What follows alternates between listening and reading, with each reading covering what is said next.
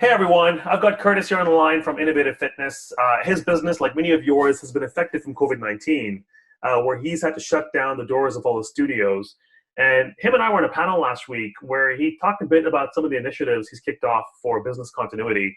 I was impressed with the response his team took, and so I asked him if he'd be willing to get on this call and share some of his plans with the fitness community.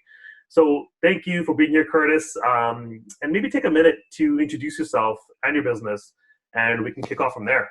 Yeah, so my name is Curtis Christopherson. I own a company called Innovative Fitness.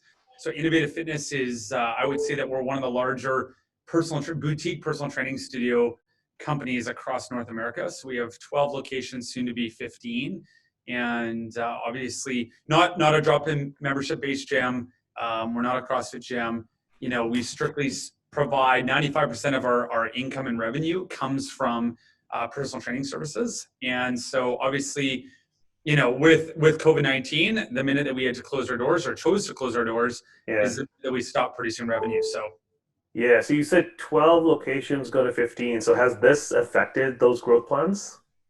well, I mean, everything's kind of on pause right now. So, the reality is that, landlords are obviously they're in some regions, there's complete isolation, people aren't going to work, items like that. So we have pressed pause on a lot of stuff Yeah. to kind of delay it until further notice. But our goal is to continue to obviously find, ways to grow and expand and for the Yeah. short, obviously find other revenue streams. Man, like it's nice seeing you being so positive as you use that word press pause. Like pressing pause right now has like massive implications, financial. So like yeah, so what does press pause right now mean to you? And I don't mean going from 12 to 15. Like you're at 12 locations. I think I saw online that you had shut the doors down like a week ago.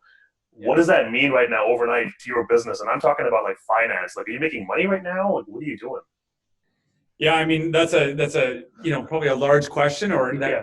that requires a large response. But at the end of the day, when we talk about pressing pause, I mean that can mean a lot of things for a lot of people, and also it doesn't mean that we press pause on everything and just kind of went idle and kicked our feet up. So obviously the minute that we decided to close our doors, which was Sunday the 16th, we took a leadership position and knew that the health of our teammates, clients, and obviously our communities really, we wanted to start flatten the curve, right? And we didn't want to Hmm. put a lot of pressure on the healthcare system, you name it. So the minute that we decided to do that is the minute that we had to press pause on any kind of immediate revenue stream. Hmm. Just a reality. Like we didn't have any other alternative options.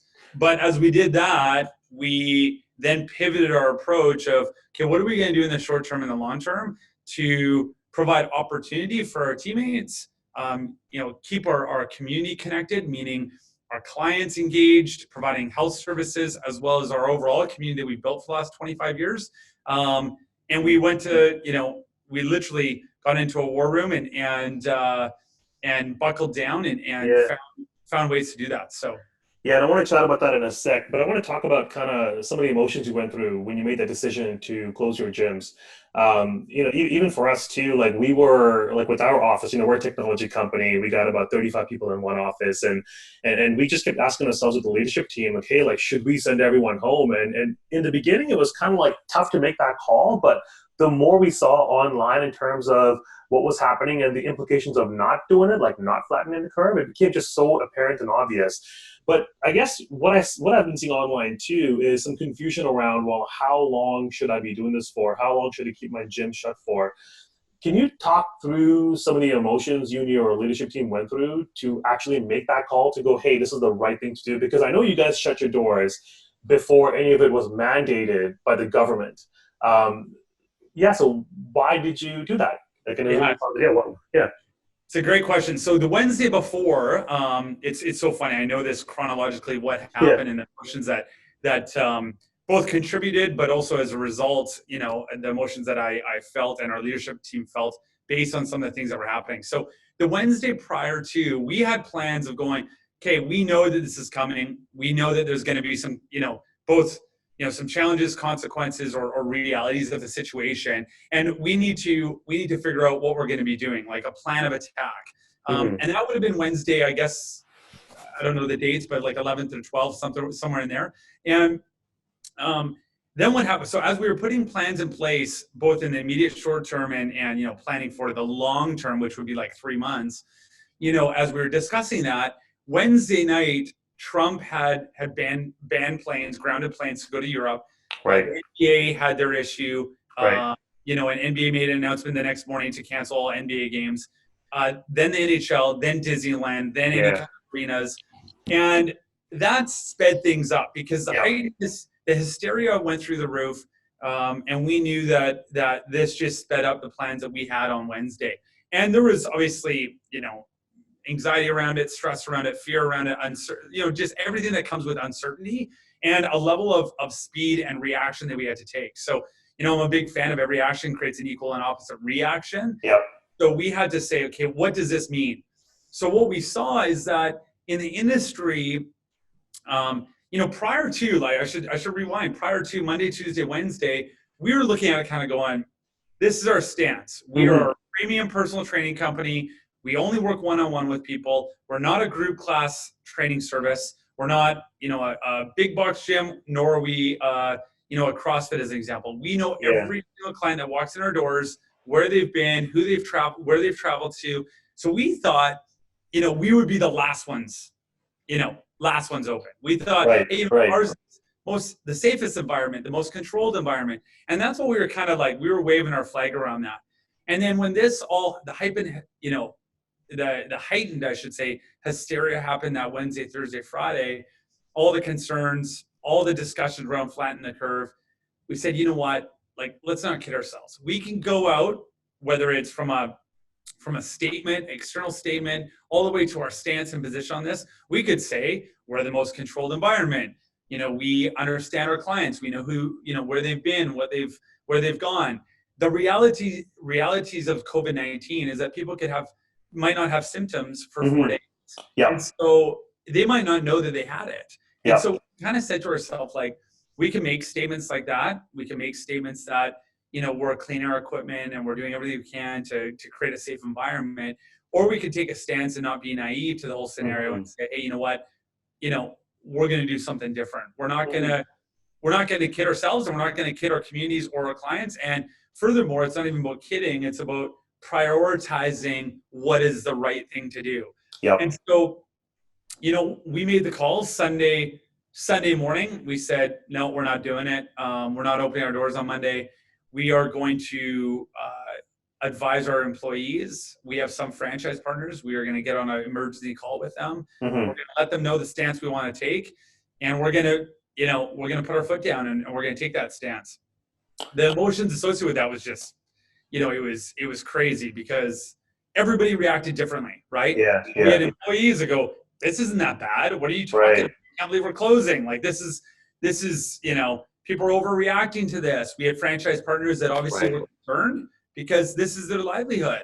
And so we had to convince and suggest to all these people, this is why we're doing it. Right. And that, created a ton of emotion, not only for myself, our leadership team, but our entire, community. Yeah, I know it's from talking to a few other customers in the space too. Like, I know it's a big deal right now, especially when it comes to the personal trainers. So you mentioned right now you've got, I think it's 250 trainers? Yeah, about that. Nice. Okay. So what does this mean to them? Yeah. So obviously, everybody has a level of fear and, based on the uncertainty that this brings, whether you're an employee, whether you're a business owner, whether you're a contractor, whether you have a family and young kids, whether you have, grandparents and the elderly, like everybody is impacted by this, right? Whether it's through the financial component, the health component, the safety component, and the complexity of new schedules and frameworks and behaviors and items like that. So from an employee perspective, when we looked upon this, it was immediate. We made a choice to close our doors on Sunday, and we said, we have to understand that some people are going to react to this differently. They're not going to understand it, and maybe they don't have either the foresight or understanding of what's taking place in the world and the stance that we want to take. And so, what we did is we immediately let everybody know that we'd be paying them for the week minimum. Take the week off. we got you, we're paying for you this week until we understand a little bit more of, where the world's at with COVID-19, where our local, geographically, where our local regions we're at and communities we're at, but also where we're at as a company and the stance Hmm. we're taking and the solutions we're providing. So that was obviously the immediate thing that we could kind of reduce any noise, provide comfort at a time when there was a lot of uncertainty. And it bought us a week of going, okay, let's get grounded, let's determine what our plan is and our strategy is while making sure our employees were taken care of. And then from there, obviously, we had to provide solutions of how we're going to support them going forward, what we're doing as an organization, and what does that mean for everybody, involved. And that's every single element of who's involved. So that's Right. everything from our clients, our teammates, our communities, Yep. contractors, any partnerships that we have. So Yeah, and I know one of the big things you guys are doing as a response to that is your Beat the Bug challenge, and I want to get into that in just a sec. Before that, though, part of the way you've been communicating to your trainers and whatnot, it seems quite thoughtful. Does your organization have any values that you've kind of been dipping into to think about how you communicate, or more importantly, too, like how you go about making your decisions? Is there a value system it's based on, or is it more on like gut reaction to what's happening around you? oh yeah, yeah. So we've always been a purpose-driven organization. We have been for 25 years.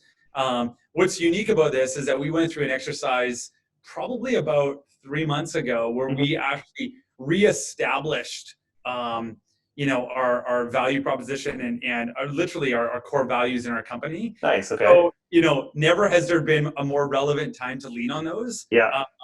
One of our values is we find a way, no excuse. Um, Nice. and Yeah. so we told ourselves that, you know, for 25 years, we've lived around a purpose of not letting excuses Yeah. get in our way. And we're not going to let this get in our way either. So we've really leaned into that value, I would say. Yeah. Yeah. I think another value, together we achieve more. So, for Yeah. us, we have to rally together. We got to, and that's, you know, um, you know, the last value that I'm going to talk about out of the 7 values is, we have a value that is we build strong communities. And so, Mm. those 3 values we kind of lean into. We're like, this is who we are. This is what we represent. And so if we believe in our values and we want to live by our values and get behind a purpose, we gotta walk the talk. So Yeah, and man, like the values are funny enough, just so critical and important. And for everyone listening to this right now, like, this might be an opportunity where if your business does not have a value system, it's a perfect time to actually really think about, hey, why do I exist? And from our perspective at Trainerize too, we've been around since 2008. And when we first started, we didn't have values. We were kind of just like that entrepreneur, build something and they will come, let's just go at it. And we made a lot of mistakes along the way, so critical that we had to completely pivot our business around 2012. And for us, one of our biggest kind of findings was the fact that, hey, it's not that we just had a product that wasn't working for the industry. It's more like we didn't have a sense of purpose. We didn't have a value system to base the decisions on. And so one of the key things we did in 2012 before we pivoted was build out kind of like our purpose on why we exist, and eventually started building out a value system. And I just watch right now the team, the way we're making decisions today that's value based versus the way we made decisions before that was not based on values. It's like night and day, and the outcome is just 10 times better. Do you have examples? Like, you see, 25 years, a long time, in terms of, if there are listeners out there who want to start building them out, I guess a couple of questions is did you go through a tough period in your business where you were not basing decisions on values? What was that? And also, I'm kind of curious how you went about building your values. Like, is it just words you came up with, or I'm sure it's more thoughtful than that, given how thoughtful your approach normally is and stuff. yeah, yeah. I mean, challenges. I mean, I think that the reality is that every business has its challenges, right? Yeah. We've had challenges associated with whether it's hiring the right people, getting online as a company where you feel that there's friction or there's a lot of energy that's required to get to a certain point. And every business has some growth curves and then has some plateaus. And so, without getting into specifics of like specific challenges, that was kind of like, boom, we need to put a value system in place. I think, as entrepreneurs as well as just who we are as a company, we always existed with a level of purpose. Like there Yeah. was a purpose behind our why, and why we were doing what we were doing. And to be honest, Yeah. yeah, I think majority of people in this space already have that. Like, we don't get into this space because we're driven by money usually. We get into this space because we want to help people. And that alone is a value in itself. There's some sort of moral code or value system that we've probably been raised on, or we believe in, or health and wellness has impacted ourselves, and we want to Yeah. now give that back. So everybody has that, and what we realize is that over the years, as we evolved, things were easier when we had a level of guiding principles. That's just a reality. Yeah. And we had a value system for 15 years that we just reinvented ourselves. Like, well, I shouldn't say reinvented. We just updated our value Yeah. system, like I said 3 months ago, because our value system was based on 5 words. Okay, so Okay. Yeah. and it was, I'll name some of them. Challenge, like that was one of our values. Okay, Hmm. legacy was another value. And so excellence was another value. So Hmm. those values, they're great. But when I say challenge or say legacy or say excellence as an example, what does that mean? Like how you interpret it compared to Yeah. one of any of our 250 trainers might have a level of interpretation that's completely different. Yeah. And it's Yeah. not behavior driven, right? So what we've found is, okay, now it's how can we update these? So still, we know what those meant, right? As owners of the organization, we knew what we meant by those quote unquote values or words. But how do we turn that into behaviors so that we can lean on them? We can mimic those behaviors. We can assess and evaluate when we have a decision to make, whether that's hiring an employee or making a tough decision in the business. How can we lean on those behaviors Yeah. to make the right choice, which is what you said, like a guiding principle. Yeah. And it just makes it easier because if they truly are deep rooted values that you believe in, that are aligned with that align the business, not that align with the business, like it Yeah. actually aligns the business in the direction. Then you can lean on them when you're not thinking straight, when you're under stress, when you have to make a decision quickly, That's when right. you're confused, when I even look at when you're hiring people, it's like chances are generally speaking, whether you're in HR or you're the person that does the hiring, you hire people like yourself. Yeah. So that's not like, okay, Yeah. great. There might be a commonality because you have certain skill set or interests Yeah. or whatever, but that's not necessarily the right thing to do. Yeah. Yeah.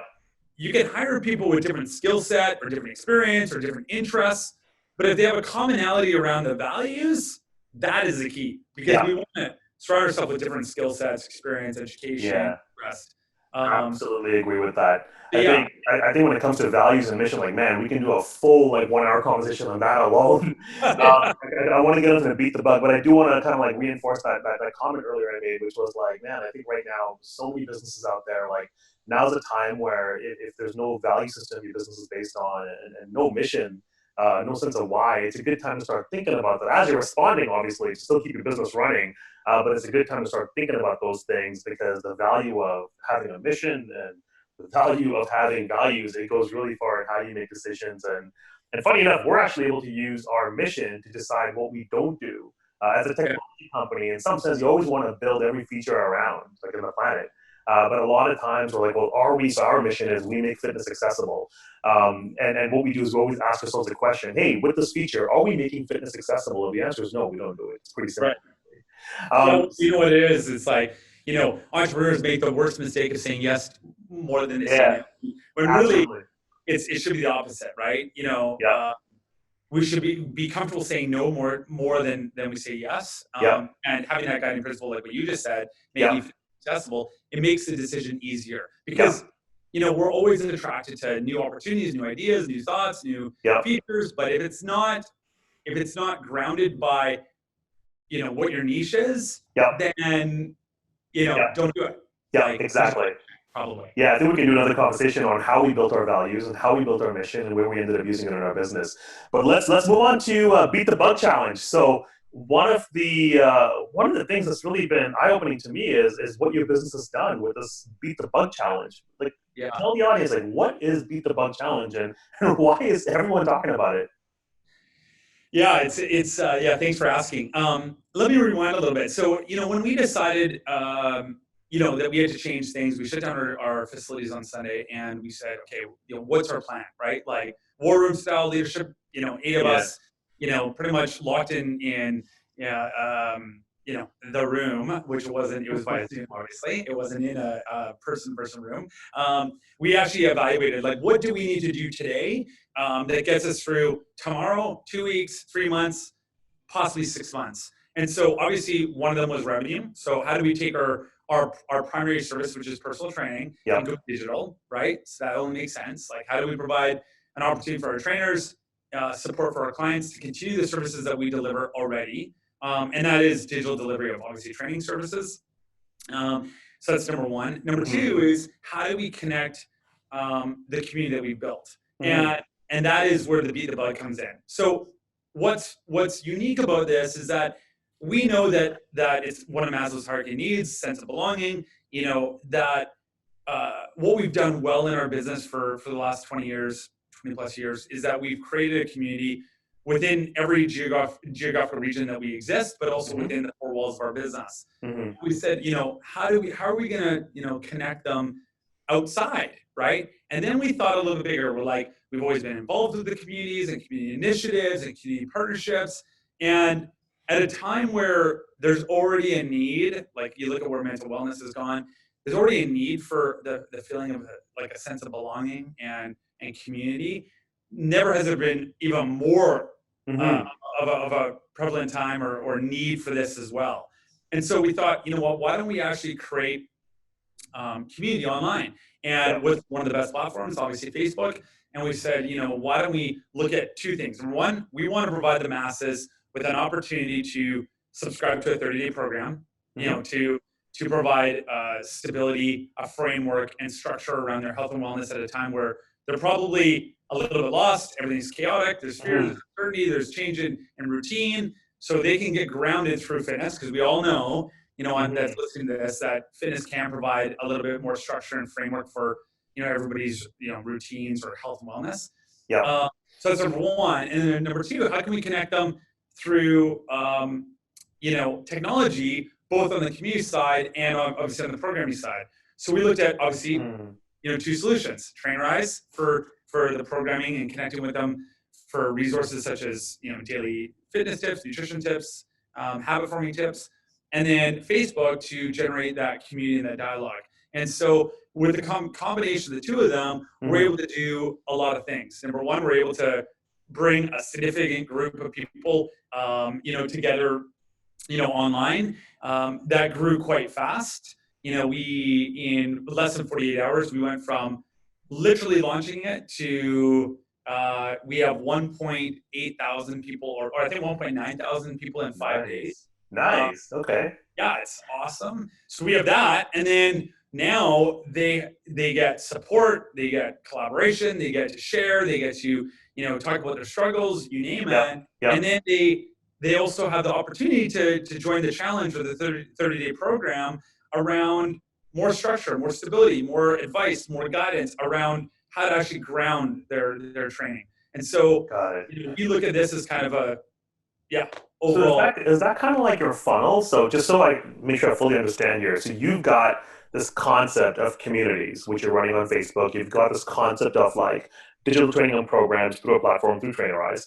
And what you've done now is you're pushing people first into these communities. And from there, you're doing a few things, which we'll talk about shortly, to get them into the Trainerize piece. So is the Facebook piece, are you charging for that there, or is that part free? Is the Trainerize part, do you charge for that? Is that part free? How does the funnel work? Okay, so this is a phenomenal question and something that's really unique. So when we originally designed this, and keep in mind, like we were moving fast.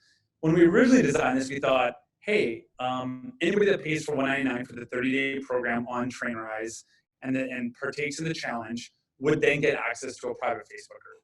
Like we thought, hey, this is the benefit of paying for the $199. And we launched it, and within like 2 hours we launched it. We're like, it's not the right thing to do. The right thing to do is actually build the community first and provide the program second. So we literally We launched it on Saturday, Love it. Yeah. and we said, no, the Facebook's free. So it's not you pay for the program and then you get the Facebook free. You get the Facebook free, and if you want more, you go to the program. And so it Love is. it. It is the top of the funnel, and it is still a private Facebook group because we want to keep it private, and we'll probably open it up at some point. Yeah. All you have to do is apply and you get accepted in. Okay. But basically 1.9 thousand people on it, and now we're having dialogue, we're building trust, we're building community, we're building conversation, and when people are ready to commit to a 30-day program, we're ready for them. And so the 199 program is designed so that it's like, hey, that as through Trainerize, the 30 days isn't you start April 1st and you go for 30 days. It's when you're ready. So when you sign up, that's when your 30 days start.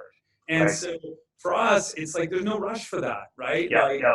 Love it. people are right now, people are reacting to this, and people have some responsibility, whether it's families, business, Yep. their employment. And so it's like, hey, when you're in the groove, when you've kind of established a routine, when you're Yep. ready to focus on your health, you have all the support in the community to do that. And when you're ready to commit to the 199 and the 30-day program, have at it. Love it. Love it. I'm going to ask a few questions about that. And actually, I love the fact that you started with this concept of first charging and then, the community, and you flip that around. And I'm sure, again, go back to values. I think you mentioned earlier, one of your value systems was around community and collaboration. So I'm sure subconsciously that had something to do with this decision, and it was not financially based, which is just, again, more reasons why values are so important to making the right decisions in your business.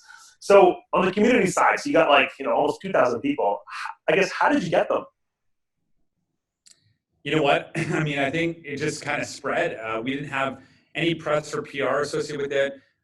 We're just getting content right now about it because I think it's a feel good story, and a lot of people are interested by it. But obviously, we have 200 trainers, 250 trainers. A lot of them are getting involved, and then people immediately saw value. They saw that there was like some sort of level of community and some level of support, and some people saw it as a source of like a resource and education. Some people saw it motivation or accountability, you name it. And so I like it. Okay. I think what happened was that it's just it's just like the virus. Yep.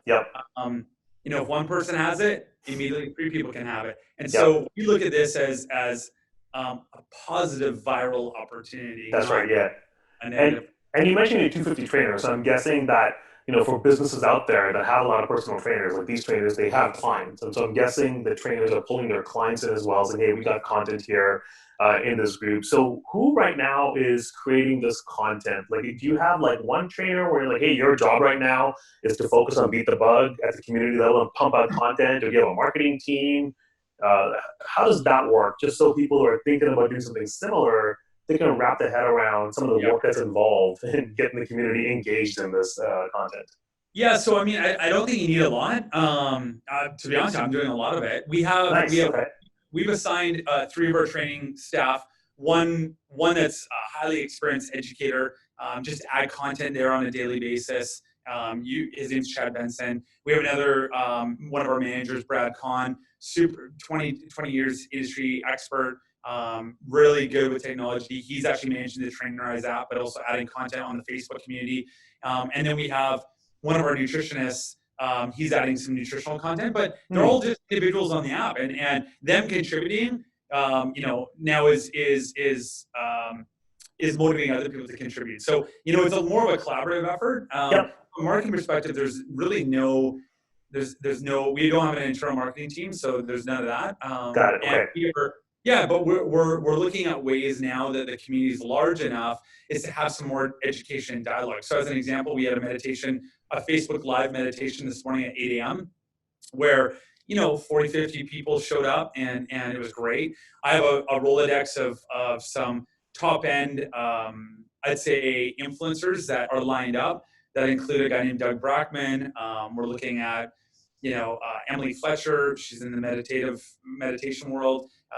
We're Ben Greenfield, people like that are going to be hosting some Facebook Live experiences just to create a little bit more of community and rally around. We implemented this Monday. We implemented a challenge of the day. We thought, hey, you know what? Why don't we, instead of just people posting certain workouts or exercises they're doing, give them a foundation around, focusing on one thing. And if Right. that's all they're doing, because some Right. people are motivated, right? Some people will work out every day or they'll have an hour workout, but other people need that motivation. And if it's just one challenge per day, like today's a 2 Yeah. run, that gets them motivated and holds them accountable to do one thing. It's yeah, it's funny you say that. So within like our data we look at, and we've got over like 150,000 coaches, over 15,000 fitness businesses training millions of people around the world. So we see a lot of interesting like trends.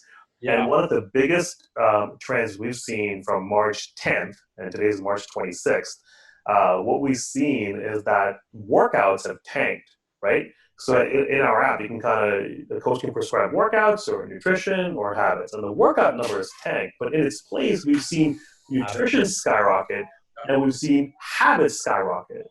And within habits as well, top habits are like drinking water, timing your food, and it makes sense because even right now, like one of my most difficult things is the food choices I make, and we're seeing that as a habit as well.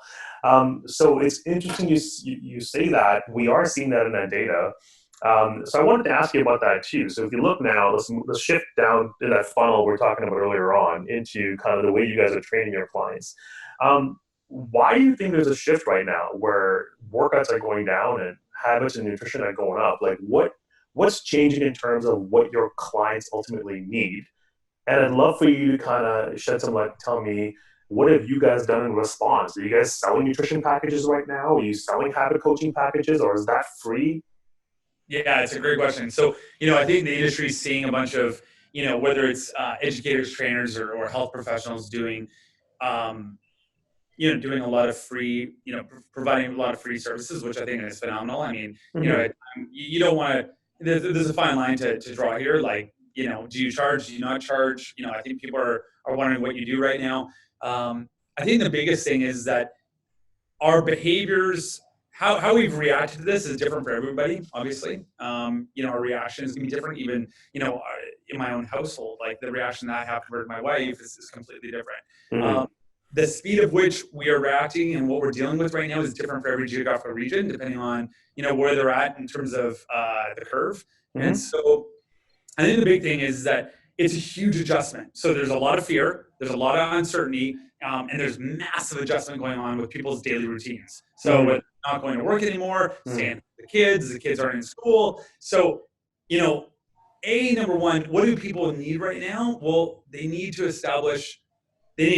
calm the nervous system down. So meditation, mindfulness, any of those practices, Yep. good sleep, drink lots of water. So all those habit forming things Yep. that have probably been, pushed to the wayside subconsciously because Yep. they're just in reactive mode, Yep. and create a framework around their schedules and their routines. And so that's where I think habits are, why you're seeing habits, escalate and rise. And that's why we're seeing workouts go down, because people are not prioritizing that. Like go back to Maslow's hierarchy of needs. Like people are Yep. thinking about shelter, food, health, you name it, right? Like they're not Yeah. thinking about Yeah. like, hey, I'm gonna feel like a Greek god here, or Yeah. I gotta get my pumpkin, I gotta Yeah. take a selfie. Like that's not what they're looking for right now. Yeah. They're Yeah. looking, okay, I gotta, I'm going out, ground zero. What do I need to take care of? And it's, family, business, Yeah. health, life, whatever. And I gotta, bat down hatches. Yeah. So, for us personally, like we know that as a health professional, just like everybody probably listening, we know that health is important. We know that it can ground people. We know that, a healthy body is a healthy mind. We know all these things. Is now the time to push, training or selling or whatever?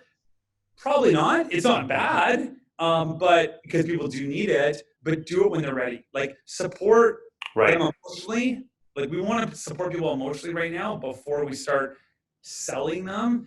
We have to be available, and that's what we're telling our clients. Like, hey, when you're available, we're ready when you're ready, right? Like from a digital delivery perspective, when you're ready, we're ready, and we got the solution. Right. Right. And I think it goes without saying with everything. And the whole free Facebook Live or Instagram Live and the free training services is awesome. But, more than anything, I mean, John Goodman said it, like, you have to see where people are at. And if anything, you just got to be there for them. And if you're Yeah. there for them emotionally, sooner or later they're going to be ready to be there to get ready physically, but don't push it. Yeah. That's our Yeah. perspective, right? Makes sense. So I actually want to ask a few questions about that because a lot of what you talked about right now is in some sense a good solution for some form of business continuity for like a brick and mortar club that's just shut their doors down and they need some continuity of engaging with members. Before we jump into that, I want to close off on the beat the bug because on the beat the bug side, I know you're charging $199 $199 for a person to join the challenge. And out of that, you're also donating money to COVID relief, right? So can you kind of expand on what you're doing there? Yeah, so talk about speed. So when we made the Yeah. decision, obviously on the Sunday to close down shops, on the Friday, I knew that, or we knew that this was going to impact obviously a lot of people, health wise, hospitals, Hmm. businesses, and so I called our local community foundation, which is a registered charity, and I said I'd like to put a fund in place. Call it the COVID-19 Relief Fund, Hmm. and it's hosted by a local community foundation here in Vancouver. So it's called the Peninsula Community Foundation. And I just said, they're like, well, what kind of principles? Like, where do you want the money flowing to? And I just said, you know what? I don't even know yet. Like, let's set it up. And then as we sort of, things started evolving, we were looking at the world, the WHO, we were looking at the Hmm. hospital foundations, we were looking at, medical supplies and equipment. And there's a lot of tension to that, right? But what we found is that we knew how we were gonna get impacted, Hmm. everything from the business all the way to the employee level, and not even in the immediate element of relief, but after we're able to open our doors and we're going to bear some costs and we got to bounce back. And if we're feeling this, then a bunch of small mom and pops and independents are going to feel it even worse. Like Hmm. they risk losing closing out their shops. So we've allocated it towards small to medium small businesses that are going to need some relief. Nice. We haven't put the application portal up yet because it's not necessary, but it is going to be focused on supporting small businesses so that they can bounce back easier and faster, and that will require more funding than the government can provide. And so that's what out of the Yeah. $199 to sign up for the 30-day program, 99, so half of it is going towards that fund, which people will get a tax receipt for. It is for a registered charity, and yeah, Amazing. really for $100, you're getting 30 days through an incredible platform, obviously Trainerize, Yeah. that provides 30 days of workouts, 30 days of daily, nutrition tips, fitness tips, daily habits, and more than anything, be a part of a community. So, Yeah. we hope that we also hope that other fitness professionals are a part of this. This isn't an innovative fitness initiative. This is an initiative to connect Right. people. Right. Right. And the collaborations and the people involved, like it's unbelievable. I see our direct competitors in our geographical regions getting on there, posting stuff, supporting. Amazing. Like this So amazing. time, Yeah. yeah. I mean, we got to bind together on this, right? Yeah. So Yeah. Yeah, it's really cool actually seeing kind of the way the community is mobilized here to just do the right thing and help out. We are seeing so many competitors band together and just help out how we can. No, it's great to see. And I think, again, I commend this initiative that you kicked off. And I love how it is an element that gives back and helps with the relief fund. So that's really cool. So if somebody wanted to do this with their business and kind of mobilize their clients, you mentioned over 6,000 clients that you have amongst your studios. And so there's another business out there with lots of clients, and they're like, hey, look, I actually want to help out, and I can mobilize my client base to purchase a service and have a bit of their funds go towards the COVID relief fund. So you're saying first thing to do is find a charity organization to work with, because I know there's tax implications here too. Like, yeah. what are the 3 or 4 things this business owner has to think about before he or she jumps into doing something similar? Yeah, so my based on my experience, it would be based more in Canada, not the U.S. Just so everybody knows, it doesn't mean that they aren't very similar, but my experience would be based in Canada. The easiest way for a business owner to there's 2 ways you can do it. So number one, anybody can raise money for any kind of charitable cause, right? So we can find ways to raise money and write a check and then donate that to, the World Health Organization, maybe a hospital foundation, whatever the cause might be, to a charitable, organization. So that is available to anybody and everyone, whether you're an independent individual or you're a business owner. So that's goes without saying across North America. Then there's the opportunity where, as a business, if you want to set up your own fund to funnel and flow those funds to a cause, one of the easiest ways is in Canada. There's the Community Foundations of Canada. So in every geographical region, there should be actually a community foundation that has a geographical area that they cover, and they report, and they're certified or regulated by the Community Foundations of Canada, and they act as not only a registered charity, but usually a flow through. So you can set up, any kind of endowment fund, legacy fund, relief funds, anything that you like. Even as a business, you can set up a fund so that basically you raise money in that fund, and that fund then grants out money to causes. And yes, it acts as a flow through. Nice. So the great thing and good example about this is, as an example, we've raised $6 million over the last 15 years to charities. And we've literally raised money, wrote a check, and then handed over that check, right? And once we stop fundraising, we stop giving. There's no legacy component. The advantage of a fund, when you set up a fund through a community foundation, as an example, you don't have to manage it as a charity, right? Like, it's not the foundation, that's the charity, okay? But the community foundations act as a flow through, so you don't have all the the paperwork and the reporting and items like that a typical charity or foundation would have to do. So you can set up a fund, like a legacy fund as an example, relief fund in this example, and we can raise as much money as we want forever, right? So we can go raise another $6 million over the next 2 years, and that will be in the fund, and then that fund accrues interest based on where the community foundation invests their money. Might provide a 4, 5, 6. Last year was a 12% return, and that 12% then tax-free you can gift out. So I'll use easy numbers. If you have $1 million, 10% of $1 million is $100,000. If the community foundation invests their money right, the markets are good and strong, there might be that fund might kick out 10%. So every year, forever, if you have $1 million that you've raised in that fund, you can grant and gift $100,000 forever. Incredible. So if you stop raising money, stop fundraising, you name it, and you have $1 million in a fund, you could grant out, whether it's scholarships, whether it's relief, it's to local charities, causes, whatever, you could grant out $100,000 forever. Amazing. And so that's where the true legacy comes in, right? Like, I look back at the mistake we made. We've done great fundraisers. We've raised $1 million.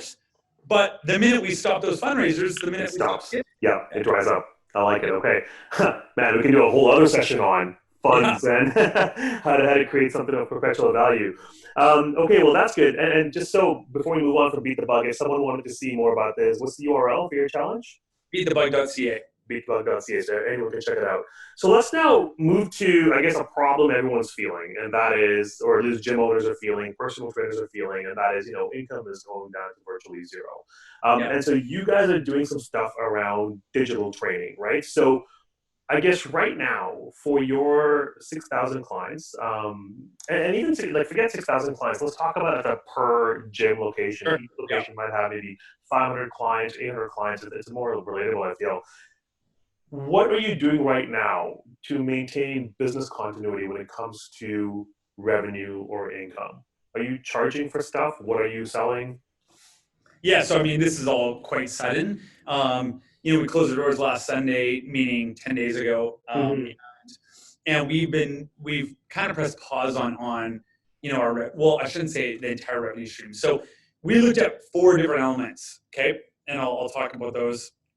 I think it gives a bigger, a better picture of kind of the approach we're taking. So number one, we had to find a way to, if this is going to last 6 months, how are we going to shift our model so that we can deliver the same services that we do in person, online and into home. So digital delivery is obviously the way to do that. And we wanted to not speak to the masses. We aren't Beachbody Live. We aren't, Peloton. We wanted to provide the same quality of service, one-on-one training, one-on-one programming, in a digital sense. So we don't have to overthink it. Early adopter, minimal viable product. Zoom is a great example that you could do that, right? So GoToMeeting, Zoom, any kind of, Google Hangouts, any kind of platform, you can still deliver that service. So that's first and foremost. That was the first thing that we had to do. The second thing that we did is looked at people are going to need nutritional support, and we for the last, I don't know, 5 months, we've been trying to launch our nutritional coaching online through Precision Nutrition, and we were almost there, and so we just sped that out. We're like, okay, whenever they're going to need support in the nutrition, it's going to be a priority for them. Shift in behaviors, shift in routines, cooking from home. So let's do that, right? People have more time now, so let's launch that. The third one was how do we engage the community? That's beat the bug. And the fourth one is, okay, great, but all of these initiatives don't generate revenue right away. So how can we actually ensure that instead of closing the doors and then suffering, and like, how can we buy time? Because that is the biggest thing. Every gym owner, studio owner, independent trainer right now, like, we had to react to a scenario and situation that we immediately had to not only make the decision to flatten the curve, but for many of us, or some of us, it's like self-isolation, right? Like, we're either in quarantine, self-quarantine because we traveled, we might be forced to quarantine soon, and so we have no choice. We can't interact. So until we figure out how we're going to deliver that service, whether it's through Zoom, GoTo, and start charging for sessions, how can we buy that 4 or 6 weeks that we need? And so what we did is we launched a program where it was a gift certificate program and a top-up, essentially a top-up program for our existing clients. We know that we have great rapport and relationships with our clients, and we said, hey, listen, we're not going anywhere. We're planning on coming back. And whether you start subscribing to the digital delivery method of our training services when we're ready, or you choose to like put everything on pause, and then when we're back up and running, you're going to come back. Do you want to either buy gift certificates for your friends and family, or do you want to top up your existing package? So we have a prepayment credit system. So a lot of our clients just prepay for 1 month or 3 months of credits. And we just gave them the opportunity to do that again. Like, say, hey, we're going to give you a slight discount, but more than anything, we're just looking for your support. If you believe in us, you've been a client for us for 3, 4, 5, 6, 7 years, what's going to stop you from being a client for the next 2, 3, 4, 5 years? And so we just offered them hey, we'll support you, you support us. Nice. And that was great. And now that buys us time, right? Like, totally. And I think that's pretty good, because out of the 4 things you mentioned, that fourth one right there, that buys you time, that makes you make income for the immediate term. Also, once things normalize again, I think what's going to happen is, let's just say it's like 4 to 6 to 8 weeks, 2 to 3 months. Even when people are not self-isolating anymore, people might be a bit more reluctant in terms of going to a gym and working out. So I think we're going to see a bit of consumer shift in the near term. So I like how your first 3 offerings are almost like preparing for this like midterm norm of, it's almost like, let's say we have 12 months of unknown, right? So I think eventually things will normalize. We'll get back into our upward progress of like mankind with our planet. In the last 200 years, we've had pandemics, we've had depressions, we've had world wars, but it's been an overall up and up, and it's going to keep going up. But we do have like a 12-month bump. So I think it's important right now for businesses to think about, hey, like, what do we offer in the next 12 months without even knowing how long it's going to be, that could give us some form of continuity in terms of income streams. So you mentioned virtual training. You mentioned nutrition coaching. With the virtual training, it looks like you have like a live component you're thinking about, maybe a recorded component you're thinking about. I guess the 2 questions on this piece here, because as gyms start thinking about what services should I offer, so while I'm waiting, I'm still giving something of value. What kind of price points are you thinking about to charge for this? And to follow through on that, like, what are the drivers of cost? Like, how do you go about figuring out what it's going to cost you to deliver nutrition coaching services or even virtual live training? Because they're all kind of intertwined in figuring out the price point for it. Yeah, I mean, our nutritional coaching was already, I'd say probably 50% done or 70% done in terms of like, our price points, what we were thinking. And that doesn't change really at the end of the day. Like, it's still the same services that we were going to provide when our studios were open or when they were closed. So, it's around the $300 dollar mark per month, where they get, one-on-one accountability and resources and guidance, and once a month Skype calls or Zoom calls. Virtual training's funny, right? We got to remember that, like, take away the first 2 weeks or 1 month of like adjustments, the fear, the uncertainty, we got to think that this might be 3, 4, maybe a 6-month thing that people are going to be relatively at home and self-isolating. Like, worst case scenario might be 6 months, right? Yep. Best case scenario might be 6 weeks. Like, I don't see it being anything shorter than that. At first I thought, 2 weeks. It's not going to be 2 weeks. Like, it's not going to blow over unless they find, an immediate vaccination and they can get it out to the masses. We're gonna be in it for 4 to 6 weeks minimum. So take away the first 2 to 3 weeks that we talked about in terms of supporting people emotionally, and go, what's going to happen? Well, people are going to be stuck at home. They're not going to have access to probably equipment, or some people will, but not the masses. They're going to go stir crazy. They don't know what to do with themselves. They're going to feel, they're probably going to eat more than ever. They're probably going to drink more than ever. And so the need for us as health professionals is going to be greater, right? Like, agreed. There's less options, right? They can't go for a run on the seawall. They can't go for a hike. They can't go for a bike ride. So less options, and more need. So we can't undervalue the services we provide, because they're going to need us as much as we need them. And I don't think the services can really, the shift in actual service delivery, we've been trialing it out for the last week with all of our staff, and they've been training all of our, some clients. They've been training, obviously all of our management team, our leadership team, spouses, items like that. And I'm telling you, some of the services I've been delivered, through digital delivery, through a Zoom meeting, has been better than what they were. Yeah, absolutely. Yeah. Right? Yeah. And so, and it's more accessible, because guess what? If one thing that people have, they have more time. So, more time and more need, and less options. So it's like, from a price point, it's like, we believe that, you might discount a little bit, but be confident in the delivery. Be confident of why your services are important, and know that, whether it's in the next month or for the next 6 months, like, there's a value you're providing as well. So I don't think, everybody that's going on to the free live classes, I think it's great for right now. I think it does fills a gap for right now, for people when they're going through emotional roller coasters and they need to stabilize, and you name it. But long term, that's not sustainable either. Like, if I'm a celebrity trying to be a celebrity Instagram live, health professionals, great. Like, how long can you do that for? Yeah, totally. So with the nutrition coaching, that's an interesting one, because I'm sure a lot of gyms are going to start thinking about that right now. Like, hey, look, what additional services can we offer? And nutrition coaching is kind of one of the obvious ones. So you mentioned you're taking that to market, somewhere 300-ish maybe. If a gym or a PT studio right now wanted to take nutrition coaching to market and give it as a service offering, where do they start? Do they hire a nutritionist? Do they upskill personal trainers? Are there certifications? What have you done? Yeah, I mean, so there's a lot of options out there, like digital delivery. There's a lot of platforms. There's incredible platforms, obviously, on client engagement. Obviously we chose Trainerize, because of that. Same thing in nutrition. There is a lot of options out there. We are a big fan of Precision Nutrition. We have a great relationship with Precision. We have a lot of coaches and trainers that have are certified in PN already, and they've developed a platform that is, both an enterprise platform and an individual platform, that they provide the certification, but also the platform to deliver it.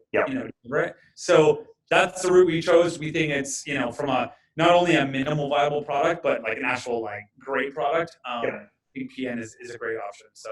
And is it pretty easy for a kind of personal trainer to start from scratch, or do they need some kind of nutrition background? No, they can start from scratch. Okay, great. So any gym owner right now has got personal trainers. If they want to offer nutrition coaching services, all they got to say is, hey, which one of my PTs do I want to certify in PN? They can just purchase that. How long does it take for a trainer to get certified in PN? Well, it's all online, so it's as fast as they work through it. I mean. Okay, great, good. So they get them certified, they create the offering, put a price point on it, deliver it, and through the platform, deliver nutrition coaching. Great, sounds sweet. And then on the virtual training side, so you see yourself doing virtual live training. So when you price for that, so you see a trainer in person, you might be paying maybe like 90 to 110 an hour for that time. Do you see yourselves charging that same amount for virtual live training as well? So we're offering it for 75. So we are providing a discounted rate. I think, we're doing it for multiple reasons. Number one, obviously it's a tough time to ask for, people are going through financial roller coasters as much as they are emotionally. I don't think we want to undervalue our service and the Yeah, product because I think, like I said, I think the product could be equally as beneficial digitally delivered than it is in person. They're just different. They're just yeah, slightly but we don't want to both undervalue it, and we also don't want we feel like a slight discount, like a yeah. 15%, 20% discount of regular pricing. So yeah, we're charging $75 per hour. Fantastic. Okay. So that means then, so if I'm a gym owner right now and I'm making, say a small boutique PT studio, maybe making like 25, $30,000 a month, maybe $20,000 a month. If I focus on all these digital offerings, say like nutrition coaching, live PT sessions, maybe charging for workouts on demand, maybe do some group classes, is there like a rough percentage of revenue I can expect to still maintain? Like if it's like 20 grand a month, can I expect to maybe make 25% of that through digital only? So I'm making 5,000 a month at least right now. Like I guess, macro level, if I'm a gym owner thinking, well, like Curtis is saying a bunch of stuff right now about digital offering. If I spend a couple of weeks investing in building these services, what percentage of revenue could I really be making after it's all pushed out? I think be confident, right? Like I think they're going to need us as much as we need them, and we've already had about a 40 to 50% adoption, already getting ready for next week's delivery of, Right. and that's right. That's still hysteria, Amazing. still Yeah, panic, yeah, still yeah, uncertainty, still schedules all over the place, still you got to remember, like you're going to get some people that might be typically 2 or 3 days a week in yeah, your studio now signing up 4 or 5 days a week because they have nothing else to do. So yeah, it's all going to balance out. I think you can, I think 75%. And if you can yeah. mitigate the risks and overhead, like rent relief, items like that, you don't have that overhead. So you can afford to have 25% drop in revenue, 30% drop in revenue, 40% drop in revenue, if you get rid of some of that overhead, right? And so, Right. Okay. And the best part is once things normalize again, all that digital revenue comes up on top of everything you're doing in person. So basically, everyone's better off in the long run. true. Yeah, no, that's awesome. That's really great, man. And I think from our perspective too, like, we are also trying to respond as a technology company to what online training means right now. And I love that you talk so much about video. And, that's one part of our platform that did not exist before. It was on our roadmap. So what we're doing, we're accelerating that completely to allow gyms and trainers to offer workouts on demand, delivered through video, and do video coaching calls as well. So, you know what, man? It's been 1 hour here. Curtis, really appreciate everything you had to say. We have so many topics we could delve on in the future again. Thank you very much. Oh, you're welcome. Thanks for having me, and super accessible. So I want to be accessible to obviously the industry. If whether it's Curtis at innovativefitness.com or look me up on Facebook or Instagram, more than happy to support anybody. So, All right. Take care, man. Chat okay. soon. Cheers. Bye bye.